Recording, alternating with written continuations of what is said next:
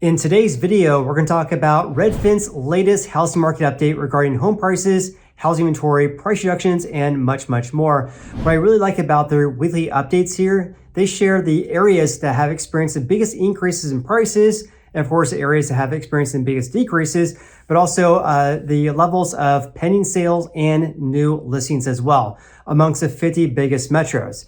It says home buying demand is sitting near the highest level since early spring as mortgage rates fall. This was published on December 12th, which by the way is my mom's birthday. So please comment below, happy birthday, mom. I greatly appreciate that very, very much. And by the way, mom, if you're watching today's video, then happy birthday. Anyways, let's move on here. It says home tours, mortgage applications, and pending sales are rising as rates are decreasing from the 4-month high that we saw in late November. More sellers are also coming off the fence as well. I'll share that with you guys in a little bit. It says mortgage rates are declining after last week's cooler than expected jobs report made it clear the Fed will start cutting interest rates later this month. And hopefully you guys know the Fed controls the federal funds rate and not mortgage rates. They control short-term rates that really impact, auto loans, new auto loans, HELOCs, for example, and credit cards as well. And of course, saving interest rates as well. They do not change mortgage rates. In any case, the average mortgage rate for the week of, I think it was the week of last week, was at 6.69%. Freddie Mac just announced today on December 12th that rates came down a little bit below that as well. But in any case, that's down from the 4-month high we saw at 6.84% just 2 weeks prior to that.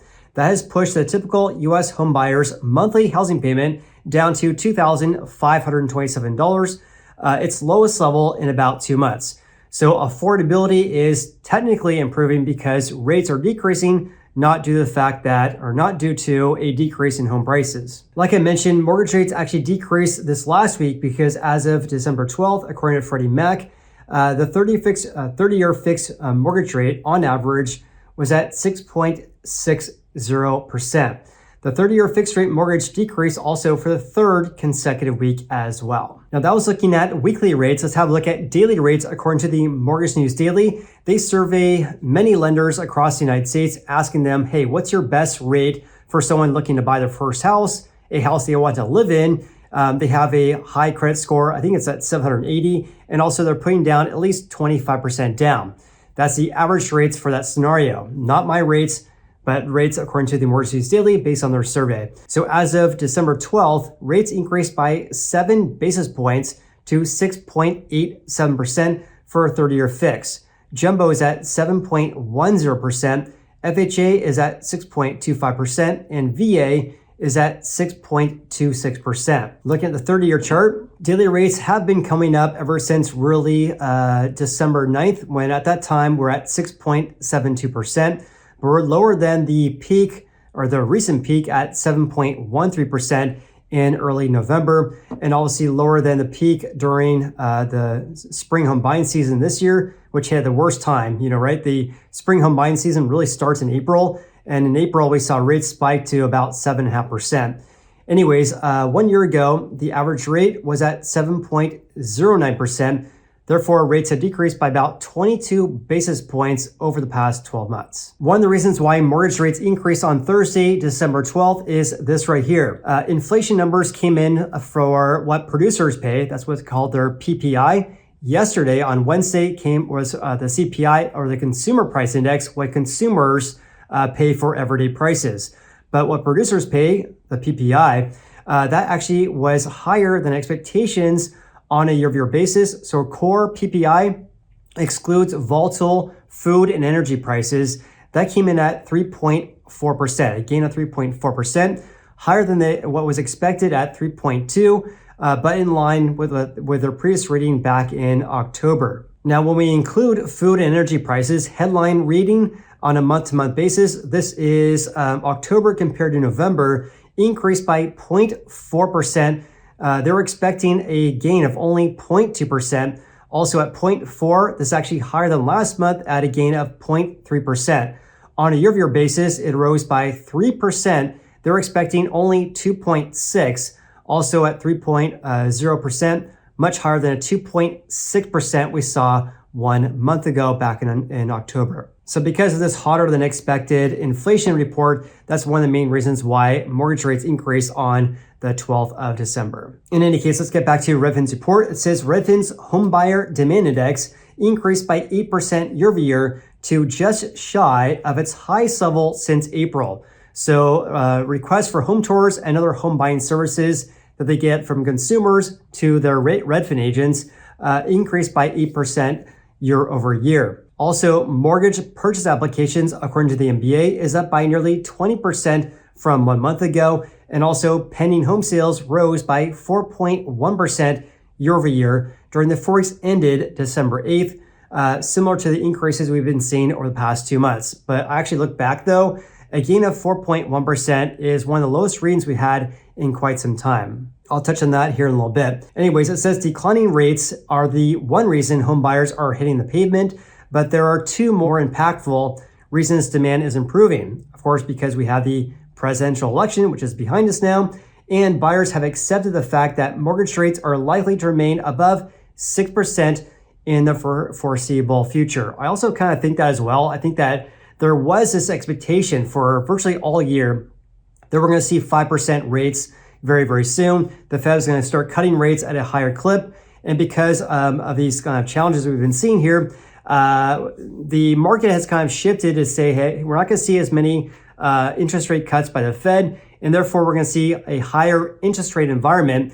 And all the the forecasts that I look at, especially I'm just thinking right now of Fannie Mae, for example. Fannie Mae is predicting rates to be at around 6% all year next year. So much different than what they were previously forecasting for rates to be in the 5s by year end next year. So what I'm getting at is that maybe there's a lot of people who were waiting for prices to decrease greatly, rates to fall as greatly as well to make it more affordable to buy a house. But people may be thinking that's not going to happen. And they're just doing the early stages of home buying demand because of their thoughts that we're not going to see a big improvement in rates anytime soon. Of course, leave me a comment below your thoughts regarding that though. All right, let's change gears slightly here and talk about their data. Let's talk about prices. Again, for the 4 weeks ended December 8th, they look at 400 plus US metros. So check this out. The median sale price increased to $383,875. That's an increase of 6% year over year. We have been seeing gains in the range of 4 to 7% ever since September this year. So we could end the year at around a 5% gain compared to last year's levels. Asking prices also rose by 6%. And of course, your average monthly housing payment increased by 3.8%, but that's the lowest level since September this year. In regards to the median sale price on a national level, let's take a look at that. Again, it increased by 6% year over year. Of course, the orange line above here is this year, blue is last year, black is 2022, and in red, orange, whatever this is 2021. So here's what really caught my attention. We're at 384,000 right now. The peak or the all-time record high was set back more or less in June this year at 396,000. Now we're only at 384,000, a small decrease of only 12,000 from the all-time record highs we saw back in June. Look how this compares to 2022. Let me exclude 2021 and 2023. The peak, which at that time was a new record high back in more or less June or May, was 383,000. And then by the time we hit the same time frame we have this year as 2022, which is right about right there, it decreased to $348,000. That's a decrease of $35,000 compared to the peak that year. This year, we're only down by about $12,000. In addition, at this time in 2022, we were only at a gain of 2% year over year. Now we're up by 6% compared to 2023. I mention this because according to data from NAR for 2022 as a whole, the median sale price on a national level only increased by 0.9% due to rates and inventory skyrocketing in the second half of the year. This year, much different because we could end the year up by about 5%, quite a bit different compared to the only, 1% gain we saw 2 years ago. All right, let's change gears slightly here and talk about pending sales, new listings, and active listings or housing inventory. So pending sales, a measure of contracts being signed, increased by 4.1%. Remember, it said in line with historical trends over the past 2 months. However, a gain of 4.1% based on their data is actually the smallest increase since September this year. So we're seeing this deceleration of contracts being signed. In contrast, we're seeing just the opposite of new supply in the market or new listings that rose by 7.9%. Besides 2 weeks ago, that's the biggest year-over-year gain since June this year. This is pretty crazy because this is exactly the opposite of what I made in my previous video.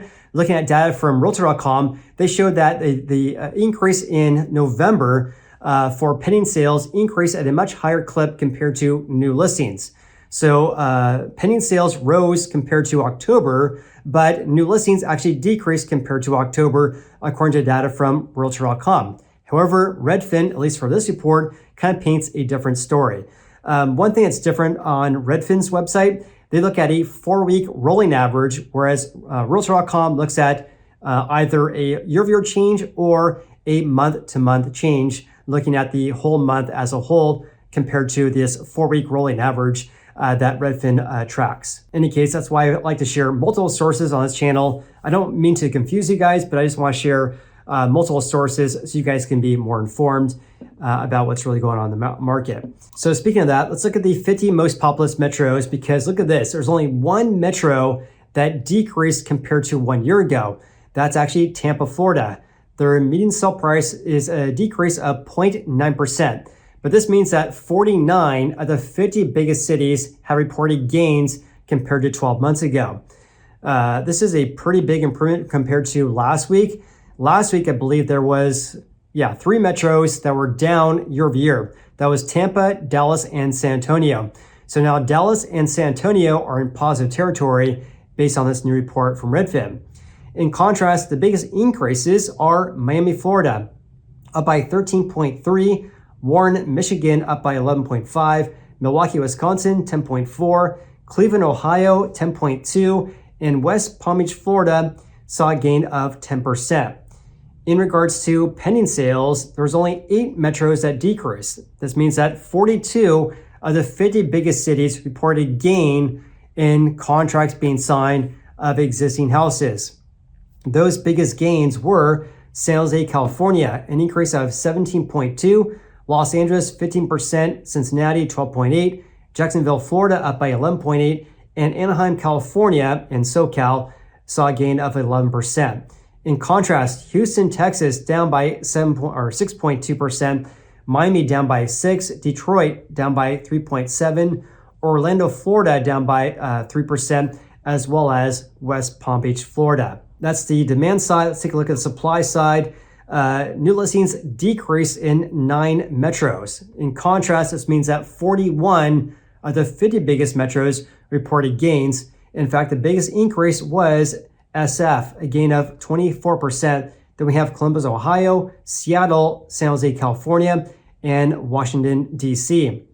In contrast, the top 5 markets that fell the most regarding new listings were San Antonio, Texas. What's going on there? A giant decrease, down by 10%. After that, Florida down by 5.5%. Then we have New York, New Jersey, Atlanta, and Portland, Oregon. For the nation as a whole regarding pending home sales, that is more or less right in line with the past several years. In blue is this year, in orange is last year, in red is 2022, and of course above here is 2021. So right now, pending sales increased by 4% compared to last year. It's more or less in line with the past couple of years though. In regards to new listings, that's also in line with the past couple of years as well. An increase of 8%, but of course still way lower compared to 2021. In regards to active listings, inventory really peaked in more or less late September. Has been decreasing greatly ever since then, which by the way is more or less normal. As you guys can see, a small gain of 11%, which is the smallest gain since approximately March this year. Also, something important to note here as well, according to data here from Redfin, We have been above around 1 million houses for sale ever since really June. Really June through late November, we had over 1 million houses for sale, but we'll likely end the year with prices up by about 5% or so. And one more thing regarding that, that right now we're at least a 3-year high regarding inventory levels. But again, we're still going to be ending the year with more home or higher home prices compared to the previous year.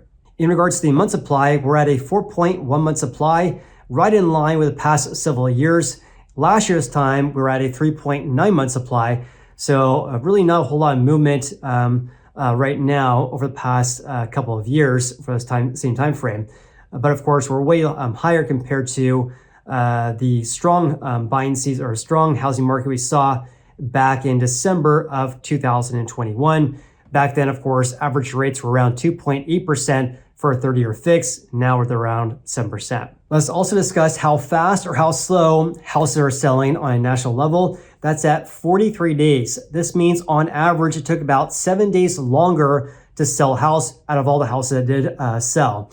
That's at least a 3-year high during the same time frame. In addition to that, we have been seeing this seasonal uptick ever since July this year, where days in the market tends to increase, and of course it decreases during the spring home buying season. Let's also have a look at the average sale price to final list price ratio for the house that sold. This is a lag indicator. It's at 98.5%. This means out of all the houses that sold over the previous 4 weeks, they sold for 1.5 percentage points less than the seller's final list price. That is a little bit higher compared to 2022 this time, but lower than last year this time. Also at 98.5. Of course, this is much lower than the same time frame in 2021. At that time, houses on average were selling just over the seller's asking price. A 100% ratio, by the way, means that on average, houses sold for the seller's final list price. What really catches my attention regarding this graph here is 2022. That was a very, very strong housing market, when at that time, houses were selling about 2.5 percentage points over asking. That was during more or less May and June 2 years ago. Then it cratered down to about 98.5% right now.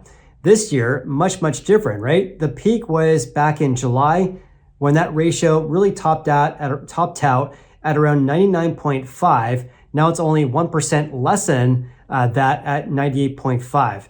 It just goes to show how crazy the housing market was then. This is a really good graph to show that.